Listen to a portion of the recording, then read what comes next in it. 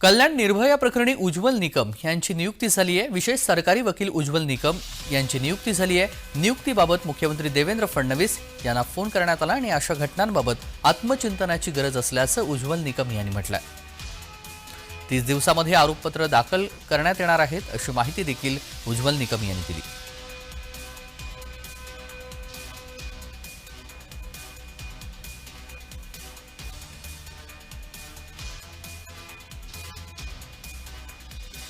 मुख्यमंत्री यांनी मला काल दूरध्वनीद्वारे कळवले की कल्याण येथील घटनेबाबत आपण सरकारतर्फे काम पाहावे। त्याप्रमाणे त्यांना मी होकार दिलेला आहे। अर्थात कल्याण पोलिसांनी याबाबतीत आरोपपत्र दाखल केल्यानंतरच न्यायालयातील माझं कामकाज सुरू होईल यात शंका नाही।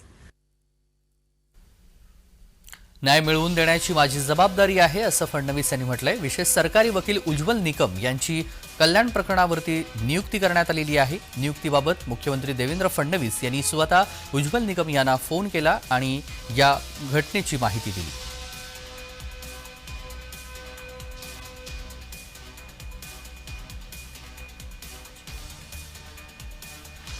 कल्याण प्रकरणी उज्ज्वल निकम यांची नियुक्ती झालेली आहे। 30 दिवसांमध्ये आरोपपत्र दाखल करण्याच्या सूचना देखील देण्यात आलेल्या आहेत। न्याय मिळवून देण्याची माझी जबाबदारी असल्याचं मुख्यमंत्री देवेंद्र फडणवीस यांनी म्हटलेलं आहे। कल्याणमध्ये अतिशय अमानुष प्रकार घडला आणि त्यामध्ये विशेष सरकारी वकील म्हणून उज्ज्वल निकम यांची नियुक्ती करण्यात आली आणि त्यानंतर लवकरात लवकर ह्या संपूर्ण प्रकरणामध्ये आरोपींना कठोरात कठोर कारवाई केली जाईल असं मुख्यमंत्री देवेंद्र फडणवीस यांनी म्हटलंय।